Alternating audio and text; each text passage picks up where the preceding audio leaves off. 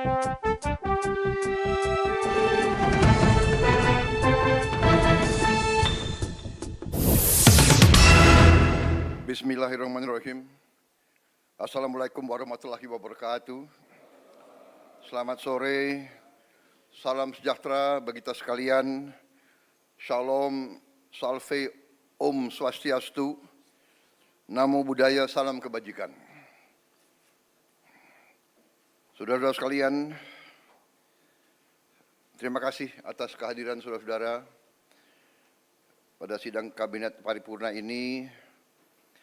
Hari Jumat tanggal 21 Maret 2025 kita adakan sidang Kabinet Paripurna sebagai persiapan menghadapi Idul Fitri 1446 Hijriah yang akan datang. Yang saya hormati Wakil Presiden Saudara Gibran Rakabuming Raka, para Menteri Koordinator, para Menteri, para Kepala Badan, Jaksa Agung, Kepala BIN, Kapolri, Panglima TNI, Ketua Dewan Ekonomi Nasional, Gubernur Bank Indonesia yang saya hormati, Ketua OJK, Ketua LPS yang saya hormati, yang kita undang hadir di sini. Tentunya kita sebagai insan yang bertakwa tidak henti-hentinya memanjatkan puji syukur kehadirat Tuhan Maha Kuasa, Tuhan Maha Besar. Bagi umat Islam Allah Subhanahu wa taala, kita masih diberi kesehatan, kekuatan sehingga kita hadir di sidang Kabinet Paripurna ini dalam keadaan sehat walafiat. Saudara-saudara sekalian, sore hari ini kita berkumpul untuk membahas persiapan menghadapi Idul Fitri yang akan datang. Kita akan melihat kondisi nyata yang kita hadapi dalam 10 hari terakhir bulan Ramadan ini. Sidang kabinet kita yang terakhir berada pada bulan Januari yang lalu, dan banyak hal yang sudah kita laksanakan semenjak sidang kabinet paripurna tersebut. Saudara-saudara sekalian, intinya saya ingin ucapkan terima kasih atas kerja keras semua menteri dan semua wakil menteri Kabinet Merah Putih yang saya pimpin ini. Di sana sini tentunya sebagai kabinet baru, relatif baru,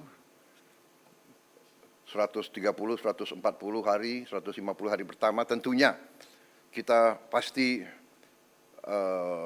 memerlukan waktu penyesuaian, tetapi saya merasakan ada kerjasama yang baik dan ada pekerjaan yang cepat, yang sangat intensif dan sungguh-sungguh dari saudara-saudara sekalian.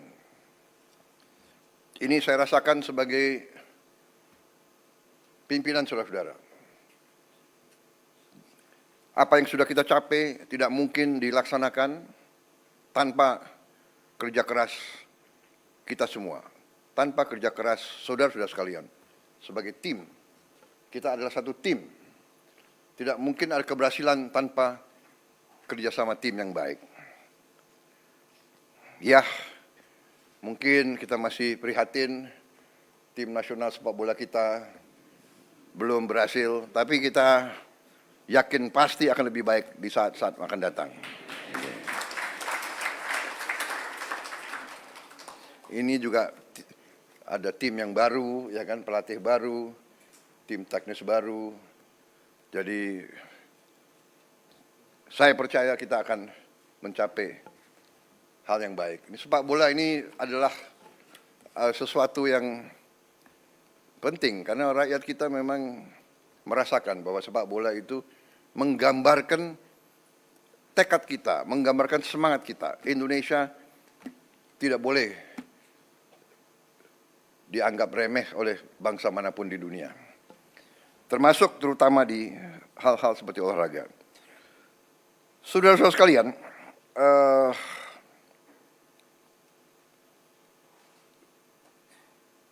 banyak sekali yang sudah kita laksanakan semenjak sidang kabinet yang lalu. Mungkin karena banyaknya inisiatif kita, banyaknya terobosan kita, banyaknya kebijakan kita, mungkin narasi ke rakyat mungkin kurang sempurna, kurang intensif. Ya, ini saya kira perlu kita perbaiki komunikasi kita kepada rakyat.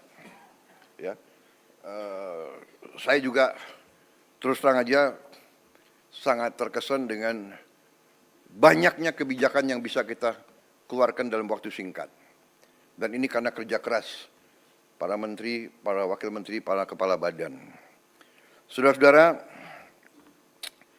salah satu yang utama yang harus saya sampaikan adalah bahwa di saat bulan-bulan ini, apalagi menjelang Ramadan dan Idul Fitri, kondisi pangan kita aman, kondisi pangan kita cukup terkendali. Saudara-saudara, ini jangan dianggap hal yang ringan. Kita negara keempat terbesar di dunia. Jumlah penduduk kita sangat besar. Dan bertahun-tahun kita selalu khawatir dengan keamanan pangan kita. Kita selalu khawatir kita harus import. Alhamdulillah tahun ini produksinya sangat baik dan saya monitor harga-harga sampai hari ini terkendali. Mungkin harga cabai rawit yang agak naik beberapa saat yang lalu, mungkin sekarang sudah mulai turun ya. Tapi saran saya jangan terlalu banyak makan terlalu pedas. Saya waktu muda sukanya pedas sekali, sekarang dokter melarang saya makan terlalu pedas. Yang muda-muda silakan.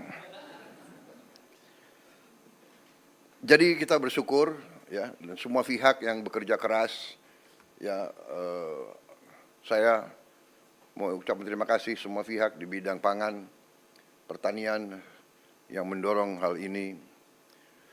Pangan adalah yang paling utama. Ya.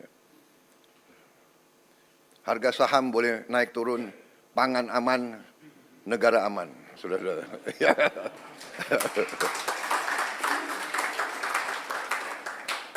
Saya lihat yang stres harga saham turun hanya beberapa orang di antara kalian.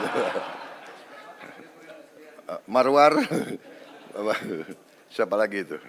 Tranggono, mana Tranggono? Tranggono. Oh, duduk sebelahan itu. Ini nih. Mana lagi ya? Kalau Budiman enggak, Budiman tenang aja karena enggak punya saham dia.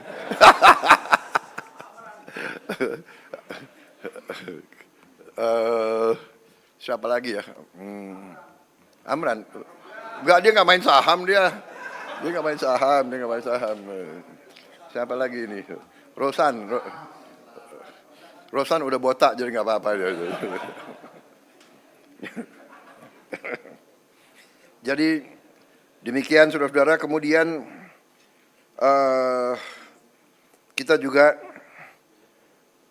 boleh sekarang mulai bangga makan bergizi gratis sudah menjangkau 38 provinsi dan sekarang sudah 2 juta penerima manfaat.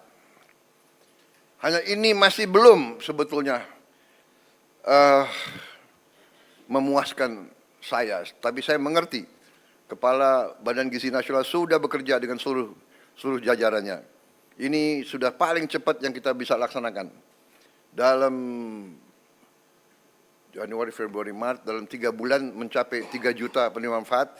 Hanya masalahnya kalau saya datang ke suatu desa atau satu tempat, orang tua yang nanya, Pak, kami di sini belum terima makan bergizi. Jadi ini sesuatu yang mengusik hati saya.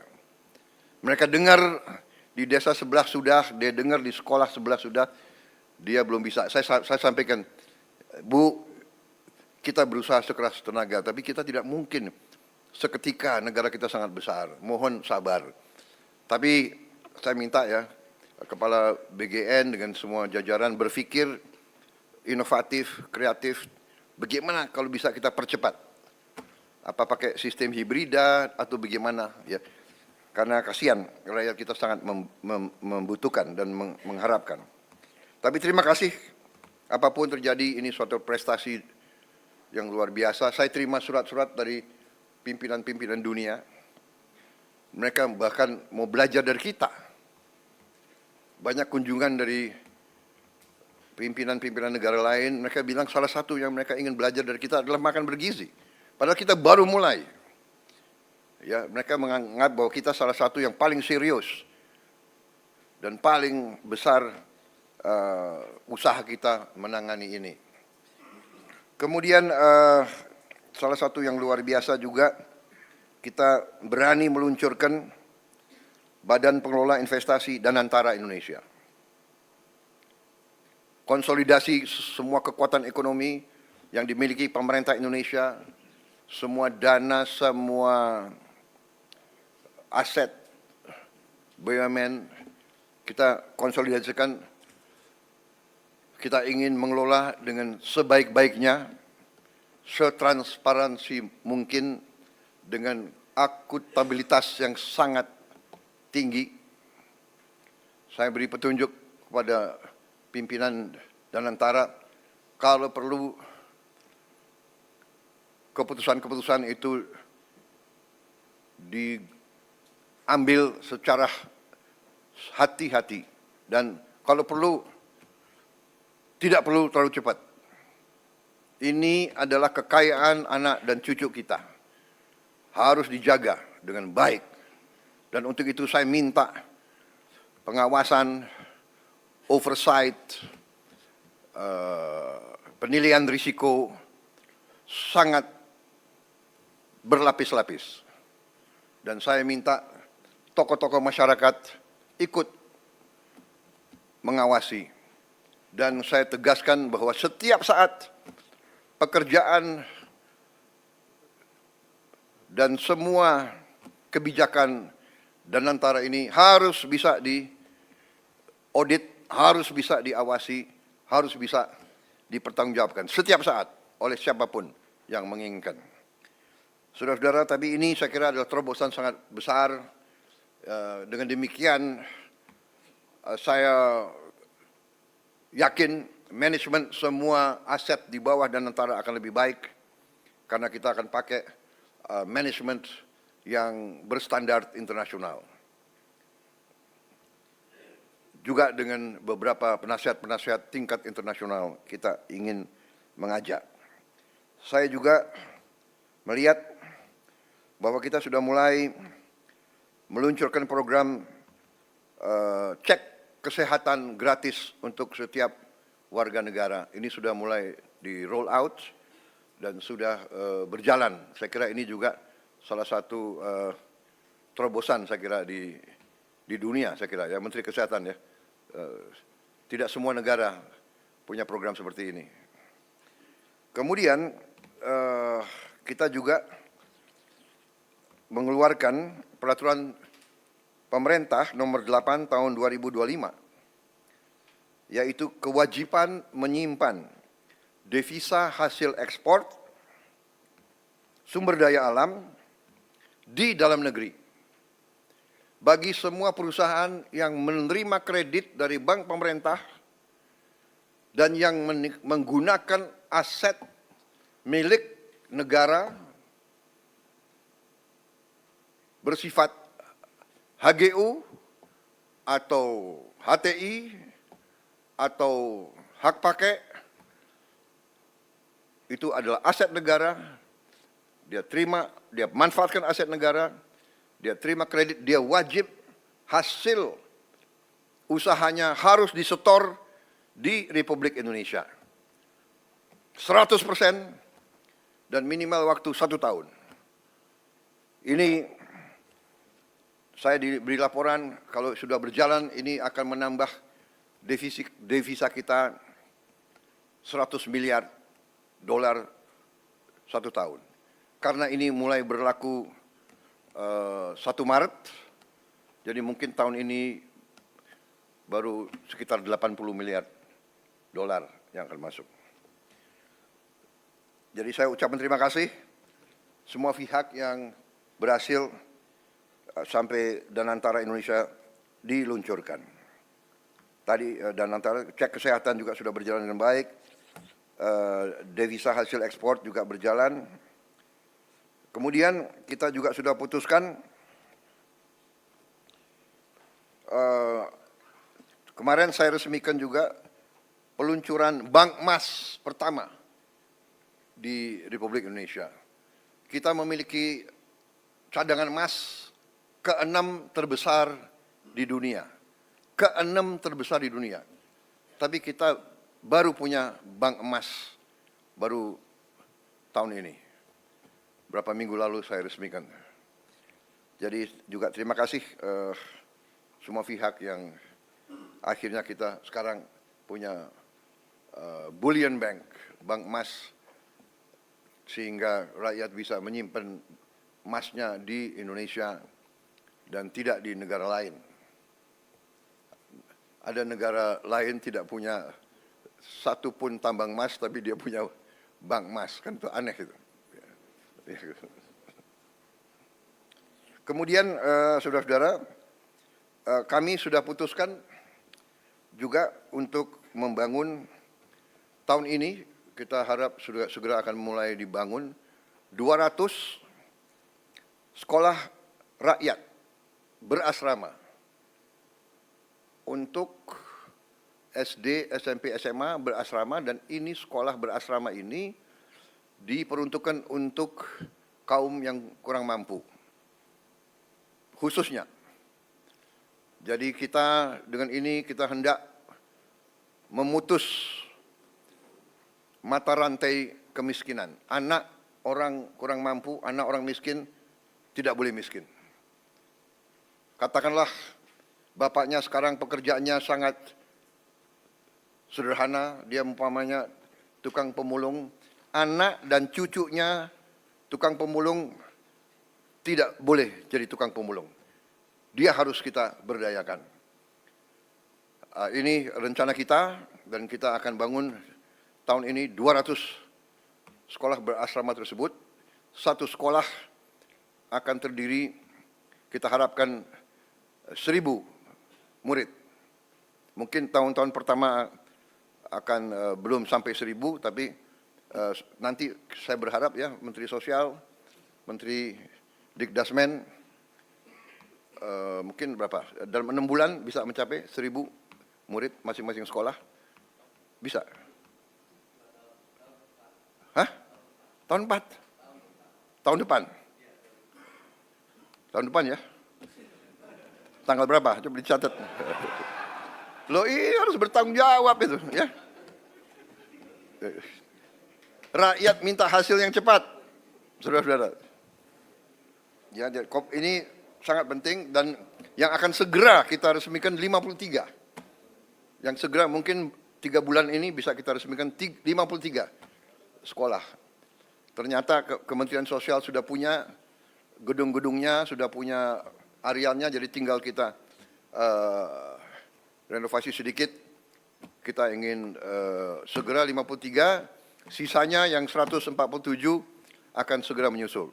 Kita harap tiap tahun 200, sehingga dalam 5 tahun kita minimal akan punya 1 sekolah berasrama di tiap kabupaten. Dan itu harus di tempat-tempat di mana terdapat kantong-kantong kemiskinan. Kita ingin memutus rantai kemiskinan.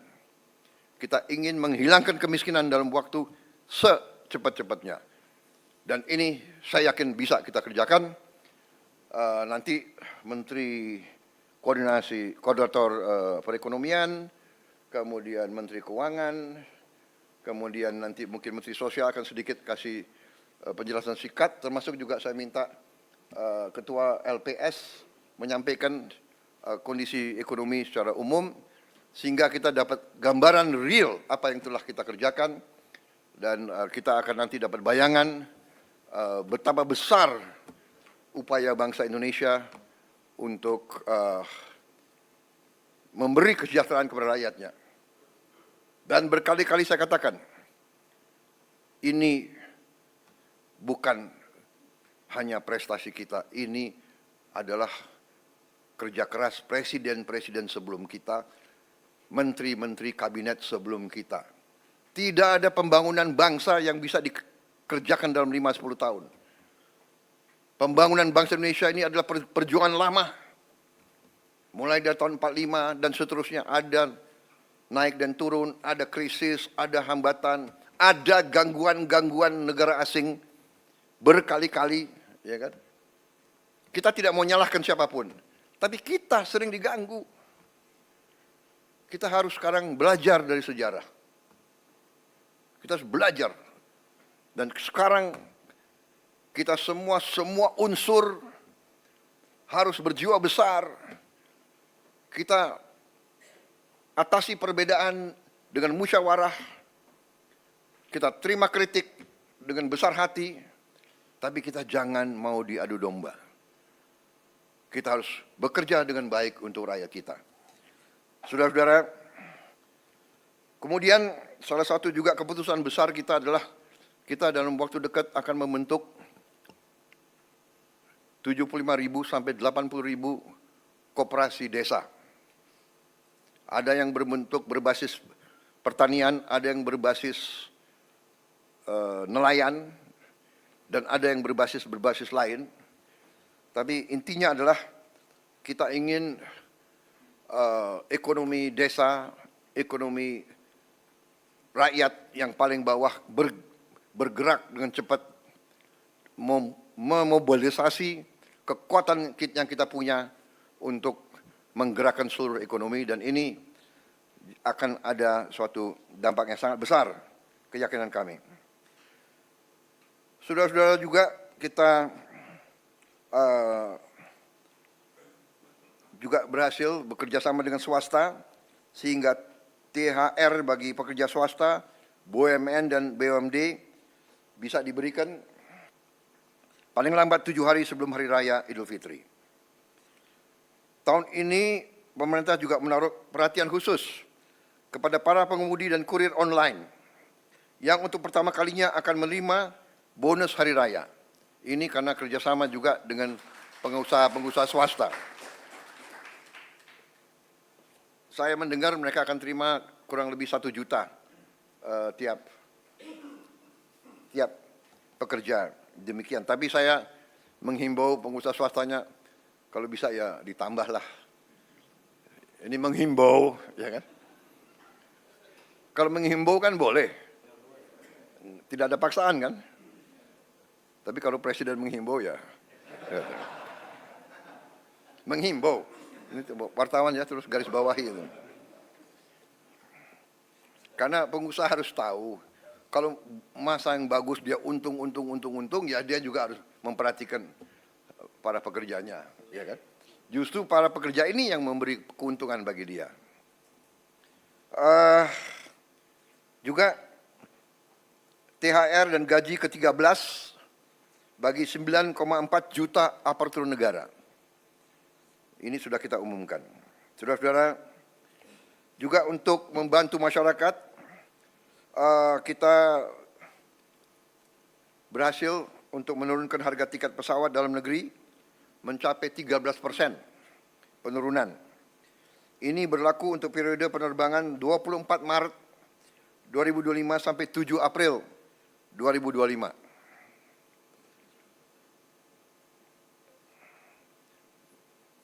Nanti Presiden juga akan menghimbau, kalau bisa ditambah, tapi menghimbau. Enggak, ini sudah luar biasa. Kemudian penurunan tarif jalan tol sebesar 20% di berbagai ruas jalur mudik selama 2 minggu. Juga diskon 25% penurunan harga untuk tiket kereta api sesuai tanggal yang ditentukan.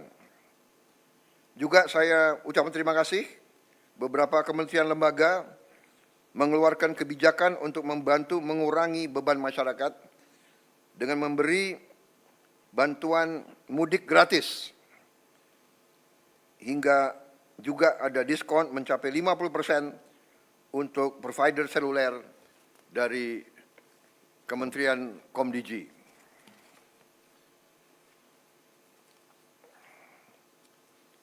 Saya kira dengan demikian persiapan mudik saya harap benar-benar disiapkan dengan baik. Kemudian alur lalu lintas dijamin harus berjalan lancar melalui jalur darat, kereta api, udara, dan laut. Tentunya Menteri Perhubungan yang akan leading dalam pengendalian dan koordinasi hal ini semua. Menteri Perdagangan memantau terus ketersediaan bahan pangan dan harga bahan pokok. Juga kita antisipasi bahwa di sektor pariwisata ini juga akan meningkat dan perlu antisipasi dari Menteri Pariwisata hal-hal yang harus disiapkan. Tentunya segi keamanan Polri, TNI, BIN, Kemenhub, BUMN, dan kementerian lain ikut semuanya membantu untuk memantau keamanan. Di bidang industri dan tenaga kerja juga berjalan baik.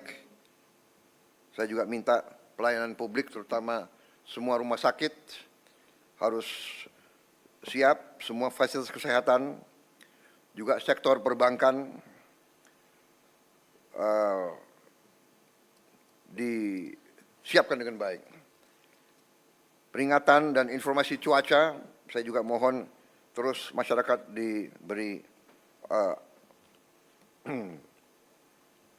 informasi terus-menerus. Saudara-saudara sekalian, saya kira demikian pengarahan saya, petunjuk-petunjuk saya tentang persiapan ke arah Hari Idul Fitri. Tapi pada garis besarnya saya ucapan terima kasih kepada semua menteri, semua kepala badan yang telah bekerja keras. Dan saya kira untuk yang terbuka sudah selesai. Terima kasih media. Sekarang adalah paparan dan pengarahan tertutup untuk konsumsi kita sendiri dalam rangka persiapan. Tetap pantau dan ikuti channel @portalika News untuk informasi terbaru dan terkini. Jangan lupa like, share, dan subscribe. Sampai jumpa.